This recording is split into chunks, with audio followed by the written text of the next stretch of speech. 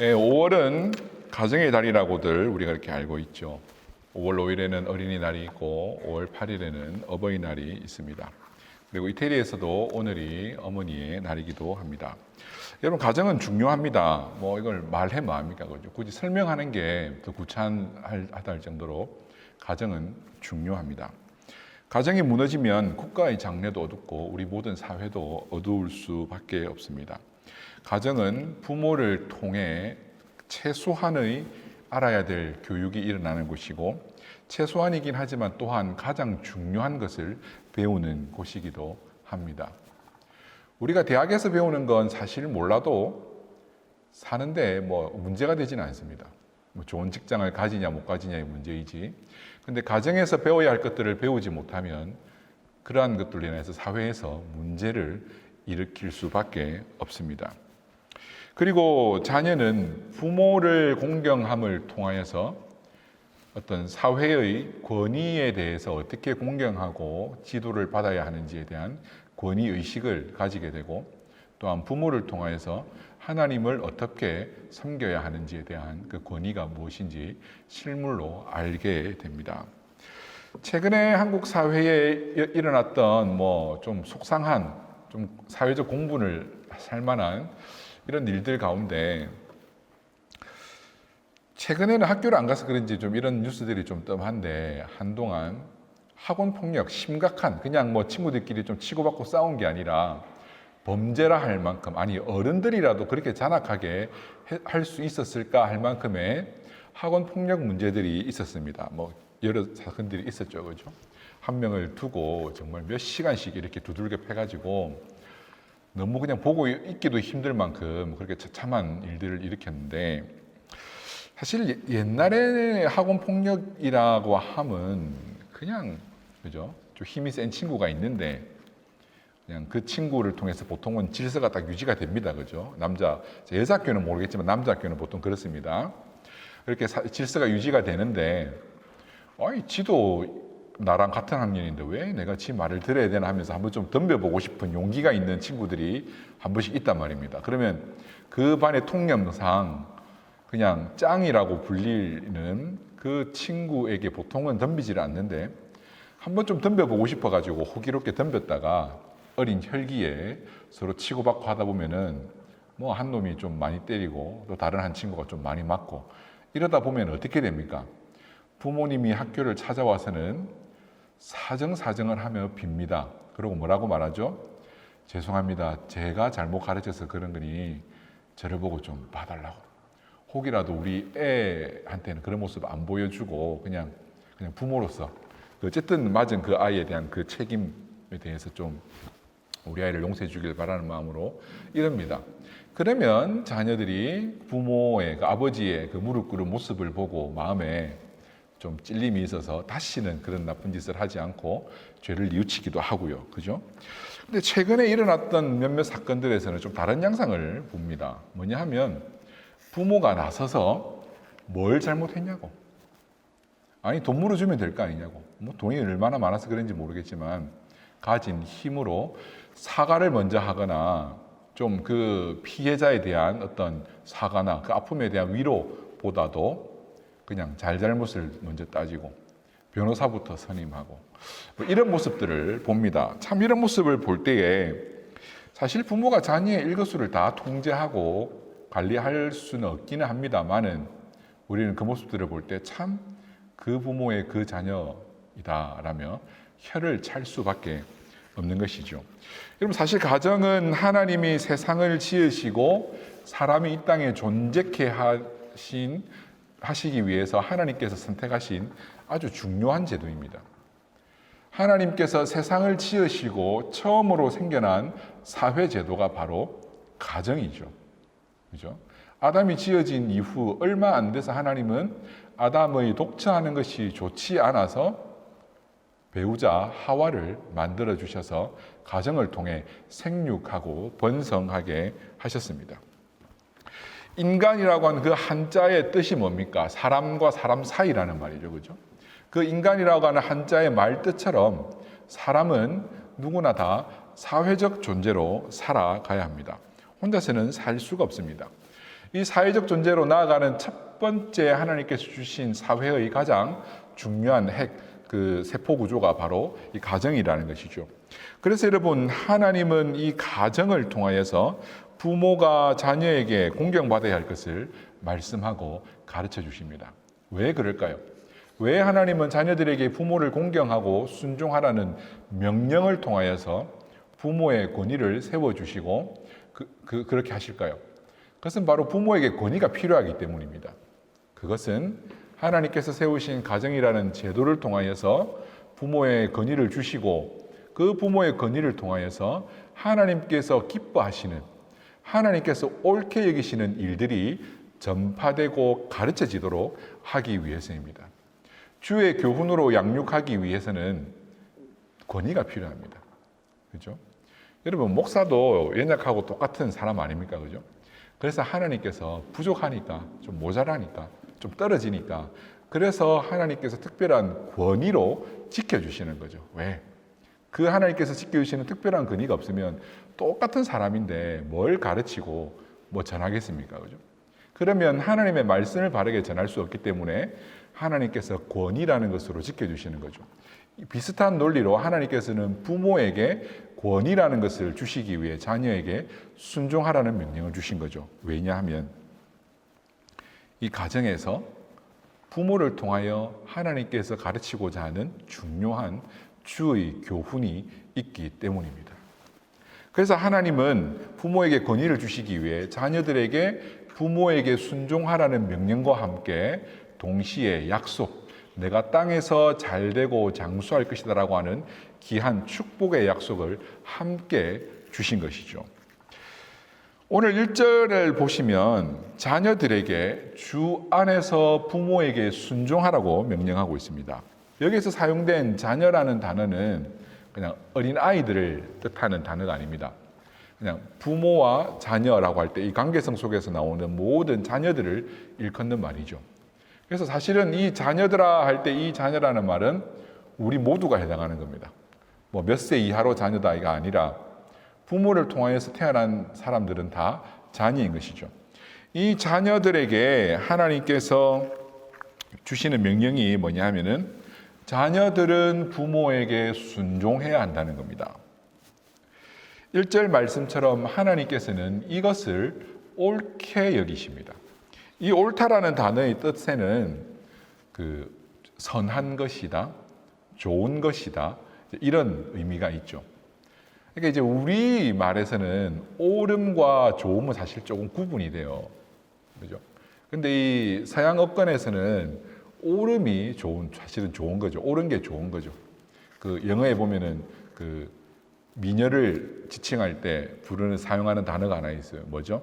fair lady. 이건 축구할 때 fair play. 그죠? 공정하고 정정당당한 경기. 그러니까 이제 아름다움을 옳은 것, 선하고 좋은 것을 이렇게 좀 옳은 것으로 보는 이제 이런 그게 있는데 바로 그것처럼 이 하나님께서 옳은 일로 여기신 이 일이 좋은 일이라는 겁니다. 여러분, 그래서 이 명령은 신불신을 막론하고 누구든지 어렴풋이 다 가지고 있는 관념입니다. 어느 문화에서나 할 것 없이 노인을 공경하고 노인이 나보다 힘이 없지만 그 노인에 대하여서 머리를 숙여야 한다라고 하는 도덕적 관념을 다 가지고 있는 것이죠. 왜? 하나님께서 옳게 여기시는 일이 아주 중요한 일이기 때문에 어느 누구나 할 것 없이 다 가지고 있게 해주신 도덕이라는 이름으로 가지게 해주신 거죠. 하나님은 자녀들이 부모에게 순종하는 것을 아주 중요한 옳은 일로 규정해 놓으셨습니다. 성경은 여러분 부모에게 순종하지 않는 것이 말세에 나타날 죄의 양상 중에 하나라고까지 말합니다. 로마서 1장 28절과 30절을 보면 이제 여러 가지 마지막에 하나님을 마음에 두지 않는 사람들이 하는 죄악들을 열거하면서 30절 마지막에 뭐라고 하냐면은 악을 도모하는 자요 부모를 거역하는 자요 이렇게 마지막에 말세에 나타날 죄의 양상 중에 하나가 부모를 거역하는 것이라고 말합니다. 그래서 이것은 단지 유교적 개념으로 효자냐 아니냐의 개념이 아니라 부모를 거역하는 이것 자체로 하나님을 마음에 두지 않은 사람들의 삶의 양상으로 평가하고 있는 것이죠. 디모데후서 3장 1절 2절에도 이렇게 말씀합니다. 너는 이것을 알라. 말세에 고통하는 때가 이르러 사람들이 자기를 사랑하며 돈을 사랑하며 자랑하며 교만하며 비방하며 뭐라고 하냐면은 부모를 거역하며. 부모를 거역하는 것을 하나님께서는 아주 이렇게 심각한 말세에 나타날 죄의 양상으로 규정하고 있는 것이죠. 여러분, 자녀는 순종해야 합니다. 부모에게. 또한 그 2절에 나오는 것처럼 부모에게 순종과 함께 공경해야 합니다. 이 공경에는 어떤 의미가 포함이 될까요? 공경은 사랑, 그리고 존경, 그리고 실제적으로 경제적인 부양의 의미까지를 다 포함하는 단어입니다. 그래서 자녀는 부모를 사랑하고 그 권위를 인정해야 합니다. 우리의 생명의 시작점이고 우리를 길러준 보호자요 양육자인 부모에 대하여서 공경하고 사랑해야 합니다. 뿐만 아니라 부모의 나이가 들어 이제 경제적인 활동을 할 수 없을 때, 그때는 내가 어릴 때 양육을 받고 도움을 받았듯이 이제는 우리가 부모를 공경함으로 외적인 섬김, 봉양으로서 공경을 표해야 하는 것이죠. 그래서 여러분, 나이가 들었어도 독립하지 못하고 부모에게 도움받아야 되는 이제 유학생들의 경우에 사실 이런 마음 때문에 늘 죄스러운 마음이죠. 그죠? 네, 저도 그런 마음입니다. 네. 저도 늘 언제나 이제 목회자이기 때문에 좀 다른 직업을 가진 사람들에 비해서 부모님에게 넉넉하게 해드리지 못하니까 늘 다른 형제들에게 미안하고 부끄럽기도 하고 때로는 그런 마음들이 있는 것이죠. 그래서 여러분, 어쨌든 자녀들은 이 말씀을 따라 부모에게 순종하고 공경을 표해야 합니다. 이것이 하나님이 옳게 여기시는 인류의 보편적 법칙이라 할 만큼 아주 중요한 계명입니다. 하나님은 이렇게 살 때에 그 행위를 옳게 여기시고 그러한 가정을 복 주시는 겁니다. 여러분, 이 땅에서 복이 참 좋은 것들이 있는데 그 중에 하나가 저는 화목한 가정이라고 생각을 합니다. 가정이 화목하고 물질이 많고 적음을 떠나서 화목하고 좀 숫자도 많고 서로 사이가 좋고 이런 모습들을 볼 때 참 보기가 좋고 부럽고 세민하기도 합니다. 저는 어느 정도 이게 세민하냐면은 저는 우선 제가 형제가 없으니까 이게 막 벅적대는 이런 가정을 어릴 때부터 소망했었는데 그런 가정들을 볼 때 그냥 자기들끼리만 잘 사는 사람처럼 보여질 정도로 제가 그러지 못하니까 참 부럽고 세민하고 그렇더라고요. 사실은 이제 이게 저희 삐딱한 마음인 거고 제가 그러지 못하다 보니까 어떤 상처나 이런 것에서 나온 삐딱한 마음일 거고 제 이성적으로는 그것이 참 보기 좋고 부럽고 아름다운 모습이라고 생각을 합니다. 가족들이 서로 함께 산책을 하며 요즘같이 서로 대화를 하지 않는 시대에 대화를 나눌 수 있고 거기에 더 나아가서 믿음 안에서 같은 가치관으로 서로 대화하며 하나님을 위해서 어떻게 살 것인지 서로 의논하고 성경에 대해서 함께 묵상하고 이런 화목하고 신앙 안에서 복된 가정이 정말 아름다운 가정인 것이죠. 그래서 그걸 위해서 하나님은 부모에게는 권위를 주시고 자녀에게는 순종과 공경으로 그 부모의 그늘 아래서 함께 화목한 가정이 되도록 우리에게 명령하시는 겁니다.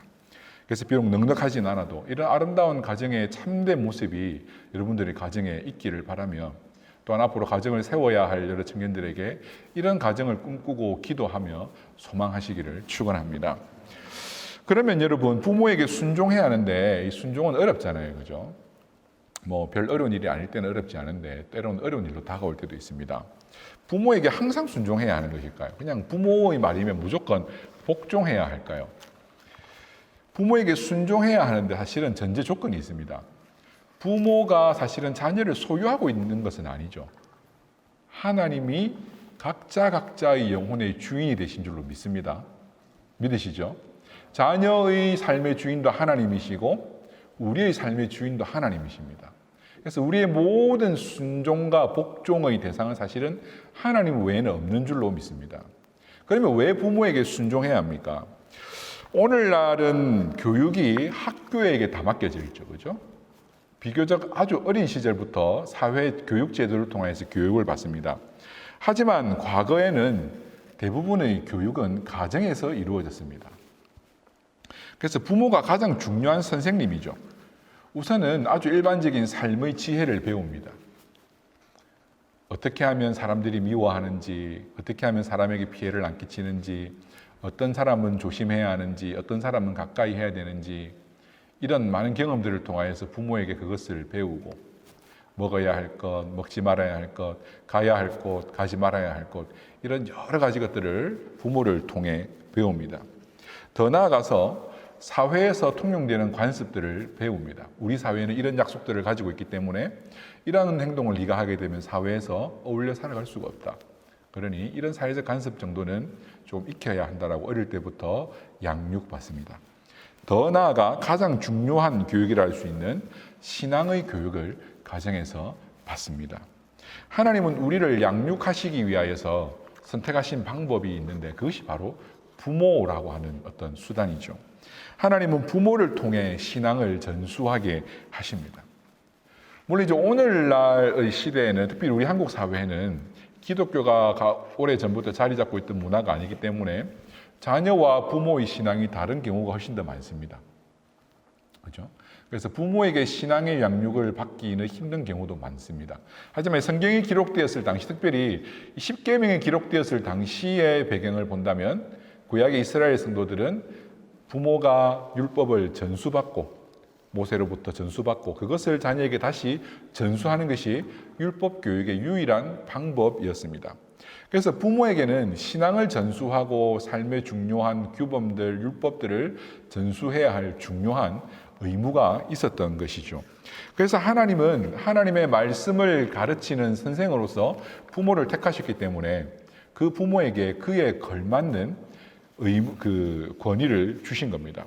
그래서 여러분, 자녀는 부모가 하나님의 계명을 가르칠 때에, 하나님의 말씀을 가르쳐 줄 때에, 신앙적 원리 안에서 그 뜻을 전할 때에 배우며 순종해야 할 의무가 있는 것입니다.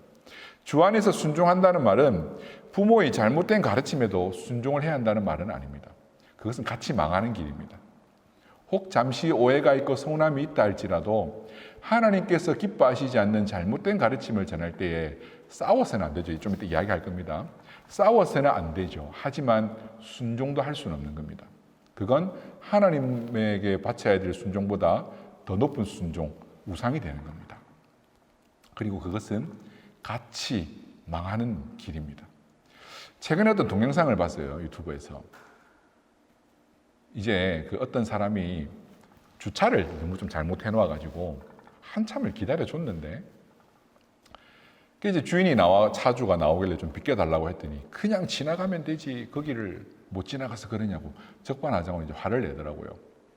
뭐 지나갈 수도 있죠. 하지만 길을 막고 있는 것도 잘못이잖아요. 그죠? 그래서 뭐 운전을 못할 수도 좀 비켜달라면 비켜주면 되는데 또 그렇게 무례하게 이야기하지도 않았어요. 제가 볼 때는. 그런데 갑자기 아들이 나와서는 자기 아버지한테 뭐라 한다고 욕을 한 10분을 막 해대면서 그렇게 되었을 때에 어떻게 됩니까? 그 마음은 이해합니다. 누가 우리 아버지한테 뭐라 하는데. 그런데 그것을 잘잘못을 따져보지 않고 잘못 행동하였을 때 어떻게 되냐면은 부자가 같이 아주 우스운 사람, 무례한 사람이 되어버린 겁니다. 그런데 요즘은 SNS가 발달해가지고 누가 찍어 올린 거예요. 참 가슴 아픈 일이죠. 그때 말렸더라면 아들이 그죠? 말렸더라면. 그래서 여러분 성경은 주 안에서 부모에게 순종해야 한다라고 그렇게 우리에게 말씀합니다. 왜냐하면 부모의 권위가 하나님께로부터 나오고 부모는 하나님의 계명을 전수받아 자녀에게 가르쳐야 될 중요한 그리고 꼭 신앙 그 율법에 있는 규정이 아니라 할지라도 사회적으로서 신앙인이 갖춰야 될 덕목을 전수해 줘야 될 중요한 선생님이기 때문에 다른 어떤 선생님들보다도 학교의 선생님들보다도 더 권위 있는 권위를 부모에게 허락하신 것이죠.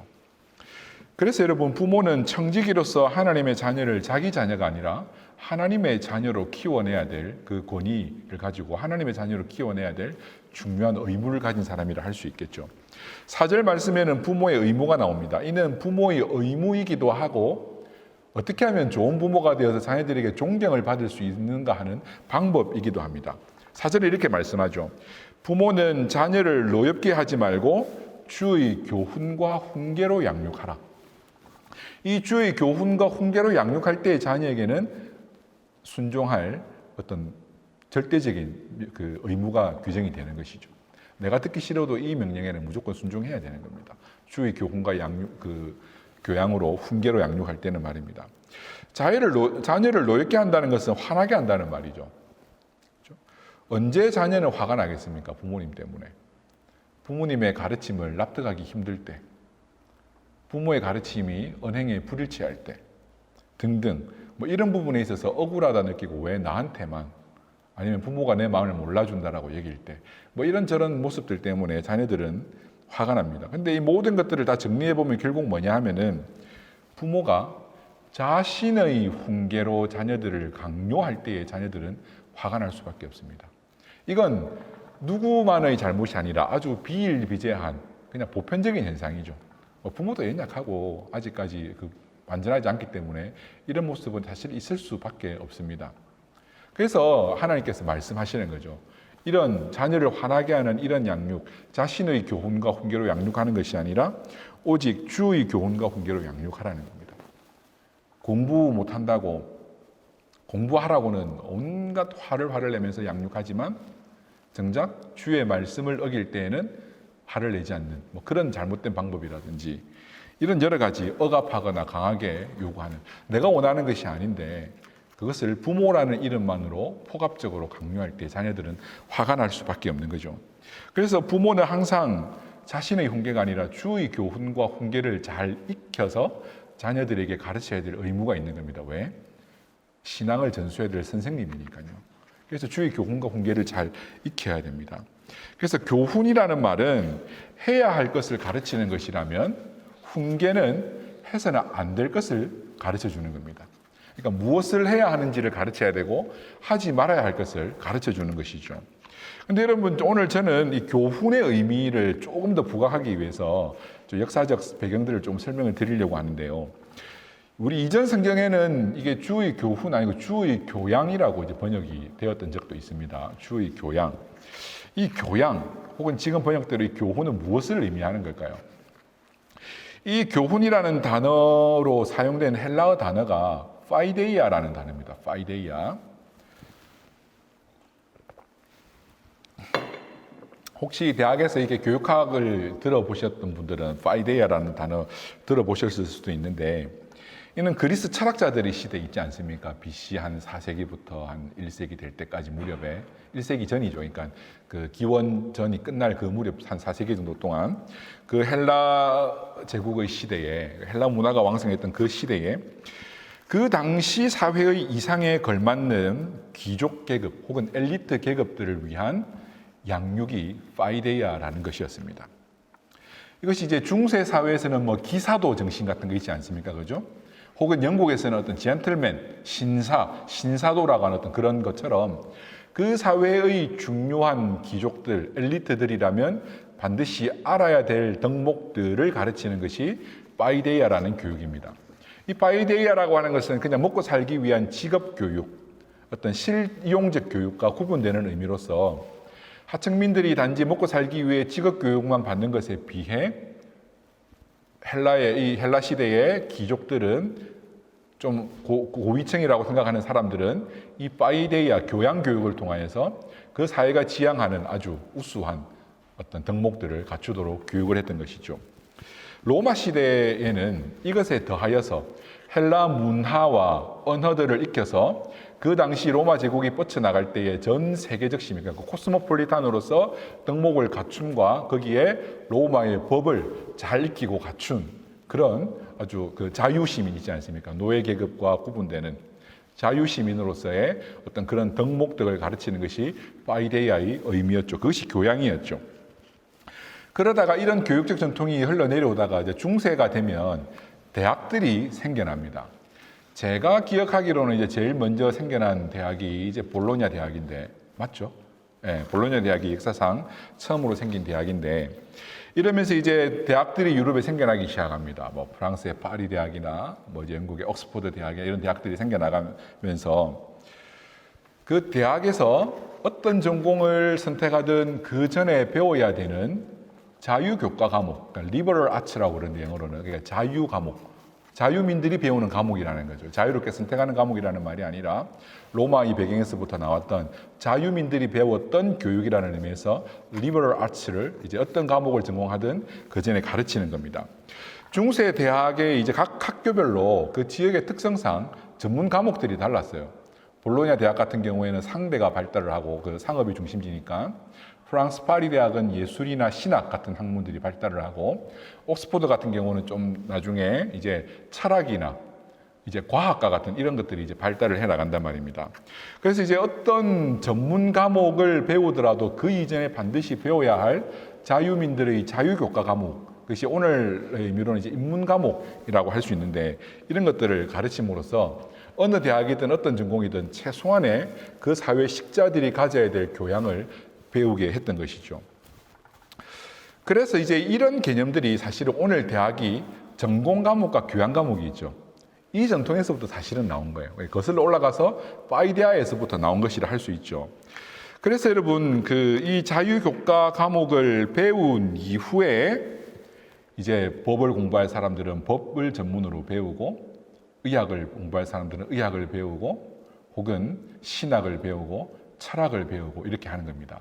그래서 이제 오늘 교육 그 제도에는 유럽에는 없는데 미국에 가면 의학 전문 대학원, 그러니까 교양 대학 과정을 마치고 의학 전문 대학원, 법 대학 전문 대학원, 혹은 경영자 과정인 그 MBA 과정, 신학 대학원, 이런 전문 대학원의 개념이 생겨나게 된 것이죠.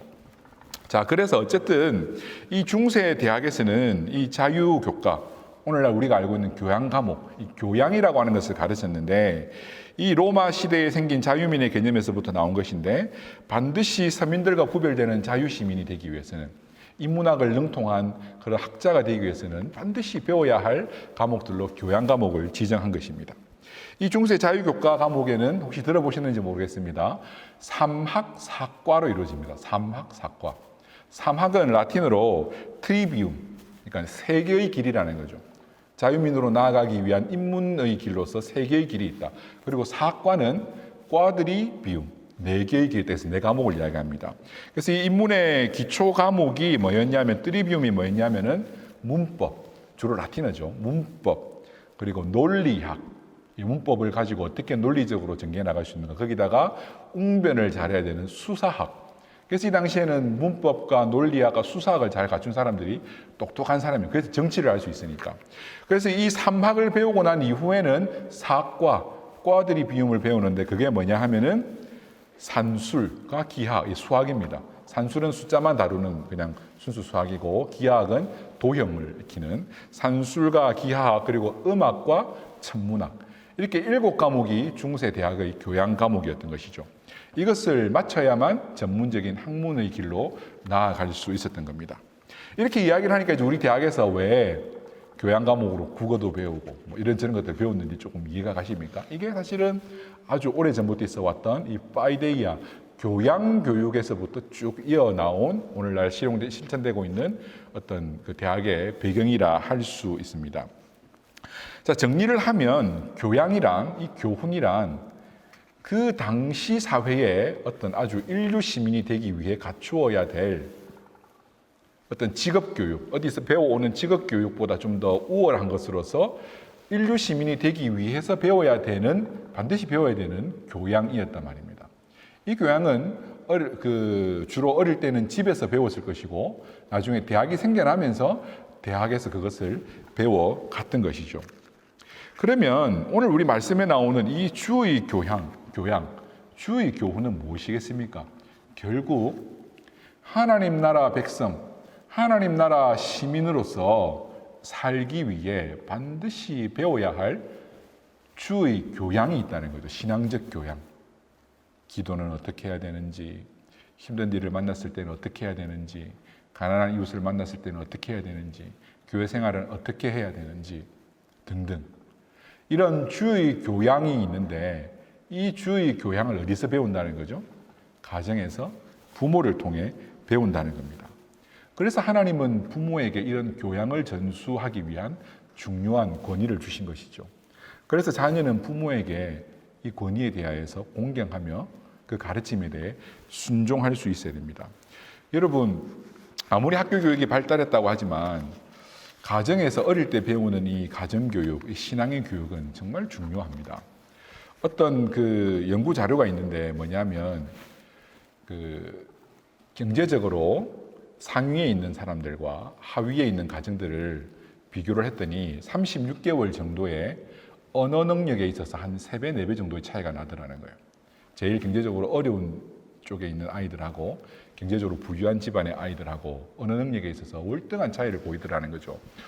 그게 이제 심리학자들, 교육학자들이 궁금해진 겁니다. 아니 뭐 부자라고 IQ가 탁월하게 높은 것도 선천적으로 타고난 게 비슷할 텐데 나중에야 사교육을 통해서 차이가 날 수 있지만 36개월에서 이미 이렇게 차이가 난다는 건 무엇일까? 그래서 그 이유를 찾기 위해 여러 가지 연구를 했는데 찾아낸 요인 중에 하나가 이것이었습니다.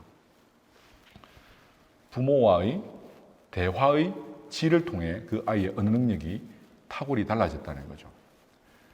상위 계층일수록 부모가 자녀와 대화를 많이 하는데 어떤 대화를 하냐면은 상호 대화를 하는 겁니다.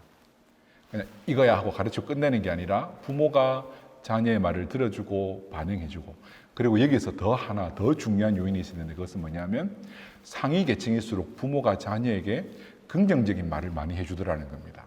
넌 잘할 수 있어. 너는 할 수 있어. 이게 뭐 무작정에 이렇게만 해준다는 게 아니라 너는 잘했어. 잘한 것에 대해 칭찬을 더 많이 해주더라는 거죠. 그런데 하위 계층으로 갈수록 어떤 대화가 더 많냐면 넌 못했어. 넌 부족해. 넌 이것밖에 안 돼라고 하는 부정적 대화가 훨씬 더 주를 이루었다는 것이죠. 이것을 통해서 36개월 정도에 이미 사람의 교양이 확연히 달라진 것을 연구 자료를 통해서 알 수 있습니다. 그것처럼 여러분, 우리는 주님 하나님께, 부모님 되시는 분들은 하나님께 주의 교훈을 전수해야 할 자들로 권위를 받은 자들입니다. 그래서 이 권위들로 가정에서 부모가 신앙을 전수할 때에 그 가정이 얼마나 복되고 얼마나 축복받게 되는지가 결정이 되는 것이죠. 그래서 하나님께서는 이러한 일들을 위해서 권위를 주셨습니다. 그래서 자녀들은 부모에게 순종하고 공경해야 합니다. 그 권위가 부모에게 있기 때문에. 하지만 이렇지 못할 때가 많죠. 역기능들이 일어날 때가 많습니다. 믿는 부모님이라 할지라도 부족함이 있을 수도 있습니다. 그리고 불신 부모일 때는 심지어 가치관의 충돌까지 일어납니다. 부모의 가르침을 전혀 순종할 수가 없어요. 불신 부모님일 경우에.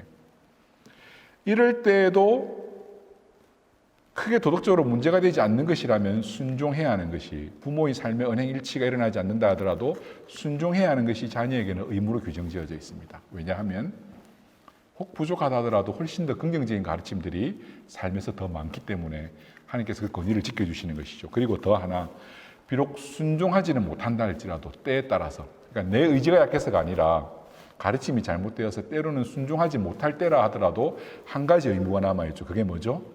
공경하라. 순종은 잘못된 가르침이나 할 수 없는 조건적인 것이기도 하지만 공경에 대한 의무는 자녀에게 무조건적인 겁니다. 부모의 가르침대로 살지 않았다 하더라도 공경은 해야 되는 겁니다. 그럴 수밖에 없을 때 부모님을 사랑하고 그 부모님을 위해서 기도하고 품어드려야 하는 것이 자녀에게 있어야 할 의무라는 것이죠. 그래서 여러분, 기독교인이 받는 오해 중에 하나가 불효자라는 거죠. 왜 그렇습니까? 한국 사회에서. 살면서도 부모 말 다 안 들으면서 부모님 돌아가신 이후에 제사까지 안 드리려고 하니까 너무 이기적이잖아요. 그죠?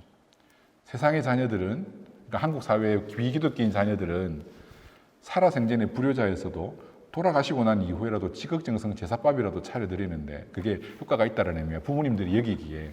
근데 기독교인들은 말도 똑같이 안 들으면서 제사까지 안 드리려고 하니까 이기적으로 보일 수밖에 없는 거죠. 그래서 혹시 아직 부모님이 불신 부모님이시라면 정말로 이 말씀에 근거해서 더 공경해드리고 더 순종하고 할 수 있는 한에서는 더 부모님에게 사랑을 표하셔서 기독교인 자녀가 얼마나 부모님에게 잘하고 지극정성으로 섬기는지, 하나님이 부모님들을 얼마나 사랑하시는지, 하나님이 부모님을 사랑하시기 위해 얼마나 큰 권위를 주셨는지 여러분들을 통해서 느끼게 하실 수 있는 자녀들 되시기를 바랍니다. 그래서 항상 순종해야 하는 것은 아니다라는 걸 둘째 살펴보았고요. 그럼 마지막으로 왜 그러면 하나님께서는 부모에게 이런 권위를 주시고 자녀들에게 이런 명령들을 지키게 하셨을까? 그것은 이것이 하나님의 옳게 여기시는 계명이기 때문이라고 말씀을 드렸죠. 거기에 더하여서 하나님께서 이 계명에 약속을 달아주셨기 때문입니다. 이 약속은 축복입니다. 2절 말씀을 보면 이 계명이 약속이 있는 첫 계명이라고 말씀하시죠. 그러면서 어떤 약속을 주십니까? 땅에서 잘되고 장수한다는 겁니다. 이게면 우리가 아까 읽었던 출애굽기 20장 15절의 그 5계명의 인용이에요. 5계명에 원래 주신 내용은 부모에게 순종하면 하나님이 주신 땅에서 오래 살 것이다 이 말입니다. 구약 성경에서 약속과 땅이 연결돼서 나올 때는 항상 그건 가나안 땅을 말하는 거거든요. 이 10계명은 가나안 땅에 들어가기 전에 모세가 시내산에서 받은 겁니다. 그러니까 가나안 땅에 들어가게 될 텐데 그때 하나님께서 어떤 복을 주신다는 겁니까? 부모에게 잘하고 순종하고 공경하면 그 땅에서 오래 사는 복을 주시겠다는 겁니다. 쫓겨나지 않는다는 거죠. 근데 우리는 더 이상 가나안 땅에서 살지는 않습니다. 그래서 이제 이 계명이 에베소 6장에서는 조금 바뀌었는데 땅에서 잘되고 장수할 것이다. 이걸 우선 문자 그대로 부모에게 효도하는 자녀들이 신앙 안에서 효도하는 자녀들이 땅에서 잘 된다라고 볼 수 있습니다. 그대로 이 일들이 우리에게 성취될 것입니다. 하지만 그렇다 하더라도 일찍 죽은 사람이 다 불효자는 아니잖아요. 그죠? 그리고 가난하게 산다고 다 불효해서 가난하게 사는 것은 아니잖아요. 오히려 가난한 집에서 더 효자가 나고 더 우애가 좋을 때도 많아요. 그렇지 않나요? 그래서 꼭 그렇게 볼 수는 없는데 그래도 이제 우리가 이 약속의 말씀을 근거로 어떤 이제 적용을 할 수 있냐면은 하나님께서 왜 이 계명에 이런 약속을 달아두셨을까요? 이 말이 이제 약속이 있는 첫 계명이라는 의미는 10계명의 돌파는 2개인데 왼쪽에는 1계명부터 4계명 하나님에 대한 계명이고 오른쪽은 5계명부터 10계명 인간에 대한 계명이잖아요. 그죠? 사람 사랑하는 것. 거기에서 첫 번째 계명이 5계명인 거예요. 사람을 사랑할 때 첫 번째 우리의 사랑의 대상이 누구라는 거죠? 부모라는 거고 거기에다가 이 계명에는 하나님이 계명 약속까지 달아주신 거예요. 왜? 이걸 지키면 복 주시겠다는 거죠. 왜 그렇게 하겠습니까? 꼭 좀 지켜라는 거예요. 부모님이 언제 보상을 약속합니까? 꼭 좀 했으면 할 때 이거는 네가 잘하면 내가 뭘 해줄게 하잖아요. 그죠? 꼭 하면 좋은 거. 이 계명도 마찬가지인 거예요. 하나님께서 우리가 이 계명을 지키면 좋기 때문에 옳게 여기시는 일이기 때문에 꼭 좀 했으면 하는 바람에서 이 계명에다가는 약속까지 달아주신 거예요. 어떤 약속입니까? 부모를 공경하면 땅에서 잘 되고 장수한다는 복입니다. 하나님은 우리가 억지로 효도하는 사람인지 아닌지 다 압니다. 이 땅에서 뭐 들리는 말 중에 부모가 절대로 자녀에게 유산을 한 번에 다 물려주서는 안 된다 하더라고요. 끝까지 돈을 들고 있어야 자녀들이 효자가 된다 하더라고요. 그 말 들어보셨죠? 그 돈 때문에라도 계속 찾아온다고. 예, 그렇습니다. 이 땅의 사람들도 그 보상 때문에 억지 효도라도 합니다. 하지만 우리 하나님께는 그런 억지 효도가 통하지 않습니다. 다 눈에 보여집니다. 그래서 하나님은 우리에게 정말로 이 땅에서 잘 되는 큰 당장의 그 축복이 일어나는 것은 아니지만 하나님 주시는 그 땅 안에서 정말로 잘 되는 귀한 복을 약속으로 허락하시면서 우리 부모님들에게 순종하며 공경하며 경제적으로 나이가 드시면 봉양하도록 하는 그런 의무를 주신 거죠. 왜? 이런 일들을 통해서 우리의 가정이 든든히 서야 우리의 사회가 아름답게 지켜져 나갈 수 있기 때문입니다. 말씀을 정리하겠습니다. 오늘 우리 사회는 어쩌면 가정들만 바르게 세워져도 훨씬 나은 사회가 되지 않을까요? 부모는 이 말씀을 따라 자녀에게 올바른 교훈을 가르치고 올바른 교양을 전수하고 자녀들은 성경의 규정대로 부모에게 내려진 권위에 대해 순종하고 그리고 그 부모님을 공경하고 이런 일들만 잘 일어나도 우리의 삶은 아름다워질 겁니다. 왜 그렇습니까? 이 말씀을 준비하고 생각을 해보니까 여러분 좋은 자녀는 결국 좋은 부모 밑에서 나오는 거거든요. 아까 처음에 말씀드렸죠. 이 자녀들아 하는 말은 어린 자녀들만 말하는 게 아니라 우리 모두, 그죠? 모든 자녀들을 향해 말하는 거잖아요. 우리도 언젠가 자녀였습니다. 내가 자녀였을 때 우리 부모님에게 잘해야만 그 복으로 우리 자녀들도 계속 잘 되게 되는 거죠. 첫 번째 복은 물질의 복을 받기 이전에 나의 자라는 모습을 통해 우리 자녀들도 나중에 잘하게 될 겁니다. 그래서 우리는 주의 교훈으로 우리 자녀들을 바르게 잘 가르쳐 놓으면 그 자녀들이 결국 노년에 우리의 위로가 될 수밖에 없는 거죠. 우리 자녀들이 어릴 때에는 헌신적으로 사랑하고 섬기고 물질로 그들을 도와주고, 또한 우리가 나이가 들었을 때는, 부모가 나이가 들었을 때는 또한 그 자녀들이 부모의 위로가 되며 또한 노년의 쏠쏠한 위로, 소망이 되게 하나님께서 그런 삶의 원리들을 통해 우리 가정을 지키시고 화목하게 세워져 가도록 해 주신 거라고 믿습니다. 비록 우리 가정에 신앙이 조금 약한 부모님이 있을 수도 있고 혹 불신 부모님이 계실 수도 있습니다. 하지만 하나님은 부모라고 하는 그 권위만큼은 철저하게 챙겨주시고 그 권위를 통해서 우리가 가져야 되는 모든 권위의식을 배우도록 하십니다. 혹 잘못된 가르침이 있을 수도 있지만 그럴 때는 정말 기도하는 마음으로 하나님께 순종하시되 그 부모님을 위해 기도하시고 그 부모님을 공경하면서 더 사랑하고 품어드리는 여러 자녀들이 되시기를 바랍니다. 또한 우리 부모님들도 이런 바른 가르침으로 자녀들을 가르치시기를 바랍니다. 그럴 때에 그 자녀가 복을 받을 수 있는 귀한 자녀가 되는 것이죠. 그래야 그 자녀들이 복을 받아야 우리가 노년에 위로를 받을 것 아닙니까? 그래서 오늘 우리 말씀을 따라 우선 모든 자녀된 우리들이 아직 살아계신 우리 부모님들에게 또 한 번 공경하고 사랑하는 귀한 자녀들이 되시길 바라고, 혹 부모가 되셨다면 또한 이 자녀들이 더욱더 주의 교양으로 잘 자라 나를 공경하는 사람이 될 수 있도록, 내가 공경받기 위해서가 아니라 나를 공경하는 자녀가 되어야 복을 받을 수 있기 때문에 그런 공경하는 자녀로 잘 양육하시고, 혹 앞으로 부모가 되어야 될 아직 가정을 이루지 않은 우리 청년들이 있다면 그때를 위하여서 주의 교훈을 지금부터 잘 배워서 나중에 가정의 자녀들을 주의 교훈으로 잘 양육할 수 있는 그런 부모로 지금부터 준비하고 세워져 나가길 축복합니다. 그래서 우리 로마인에게 속한 모든 가정들은 이런 순기능이 발휘되는 귀하고 아름답고 복되고 축복된, 좀 더 좋은 말 제가 많이 하고 싶은데 기억이 다 안 나네요. 그 모든 아름다운 일들이 이루어지고 성취되는 그런 귀한 가정 되시기를 축원합니다.